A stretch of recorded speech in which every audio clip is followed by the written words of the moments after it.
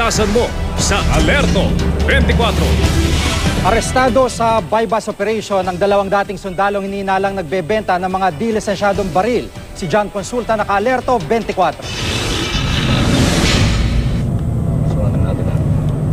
Sa open parking space ng isang mall sa Bonifacio Global City, inabangan ng NBI agents na nagkunwaring mga buyer ang mga suspect na miyembro raw ng isang notorious na gun running syndicate.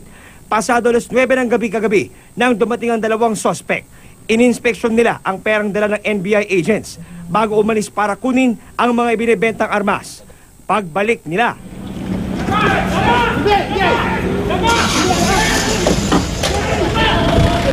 tumaba ka ba?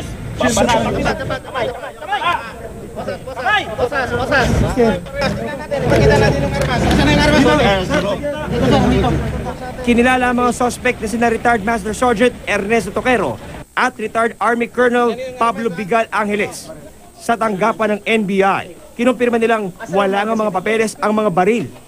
Ipinangako raw kasi ng kanilang supplier na ihahabol na lang ang mga lisensya pagkatapos ng bentahan. Authorized gun dealer din po kami, pero ang mali lang, nahuli ho yung lisensya dun sa authorized gun dealer na pinanggalingan.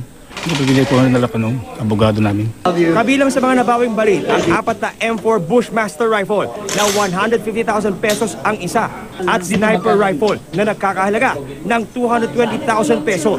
Hindi basta-basta itong mga armas na nakumpiska ng NBI Anti-Organized Transnational Crime Division. Pawang mga high-powered firearms ang mga ito. Pero ang higit na nakakabahala ay itong mga na-recover ding mga bala.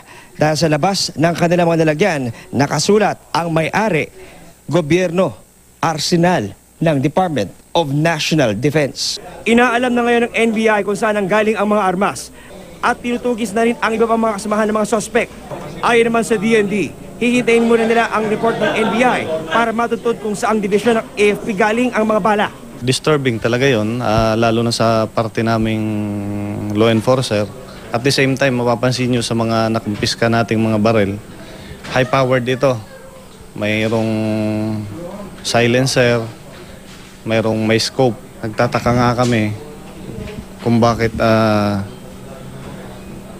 nabibili lang ito sa labas ng ganyan-ganyan lang. John Consulta, naka-Alerto 24.